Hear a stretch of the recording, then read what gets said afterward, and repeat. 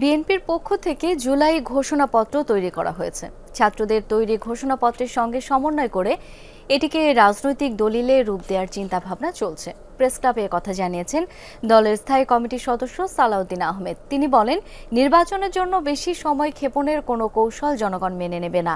কিছু আইনি ও প্রাতিষ্ঠানিক সংস্কার শেষ করে দ্রুত নির্বাচনের রোডম্যাপ ঘোষণার দাবি জানান সালাউদ্দিন আহমেদ। অ্যান্টিঅক্সিডেন্ট ও ফ্লেভোনয়েড সমৃদ্ধ ফ্রেশ প্রিমিয়াম টি এক কাপে কাঁপিয়ে দিন।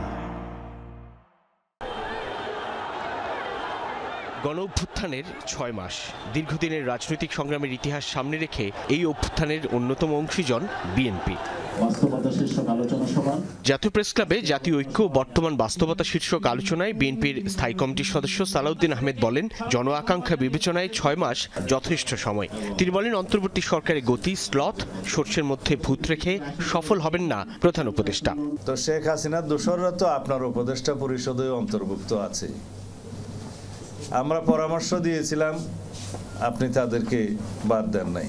আওয়ামী লীগের যত নেতা কর্মী গণহত্যা এবং মানবতা বিরোধী অপরাধের দায়ে মামলায় গ্রেফতারকৃত হচ্ছে শুনছি 550-র মতো না 572 জন একটা সংখ্যা দেখলাম, সব জামিনে মুক্ত হয়ে গেছে।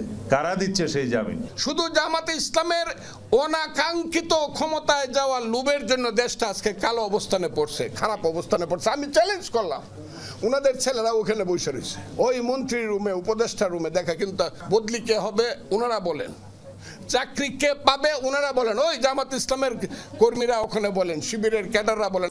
সালাউদ্দিন আহমেদ জানান, বিএনপি দলের পক্ষ থেকে জুলাই ঘোষণাপত্র তৈরি করেছে, যার সাংবিধানিক ভিত্তি তৈরির চিন্তা ভাবনা চলছে। একটা ঘোষণাপত্র প্রণয়ন করেছে আমাদের দলের পক্ষ থেকে এবং ছাত্ররা একটি ঘোষণাপত্রের খসড়া করেছেন। সবকিছু মিল রেখে আমরা এটাকে কিভাবে রাজনৈতিক দলিল হিসাবে শীঘ্র প্রণয়ন করা যায় সেটা আমরা পদক্ষেপ নিচ্ছি। আওয়ামী লীগের রাজনীতি নিষিদ্ধ করার কথা বললেও সরকার কোনো পদক্ষেপ নিচ্ছে না বলে জানান বিএনপির এই নেতা। চাইবেন রাজনীতিতে নিষিদ্ধ হোক, আবার তাদের বিচার করবেন না, আবার পুলিশ দিয়ে তাদের রাজনৈতিক কর্মসূচি আপনারা বাধা দিবেন, এত স্ববিরোধিতা ঠিক নয়। আওয়ামী লীগ নামে বাংলাদেশের রাজনীতি করতে পারবে না। হত্যার এবং মানবতা বিরোধী অপরাধের জন্য রাজনৈতিক সংগঠন হিসেবে বিচার দাবি করছি। কোন ইস্যু তৈরি করে ঐক্যে ফাটল ধরালে জাতির জন্য ভয়াবহ বিপদ আসবে বলেও হুঁশিয়ারি করেন সালাউদ্দিন আহমেদ। আপনারা কি আমাদের বক্তব্য কানে তোলেন? এখনো সময় আছে। সাইফুদ্দিন রবিন, যমুনা নিউজ, ঢাকা।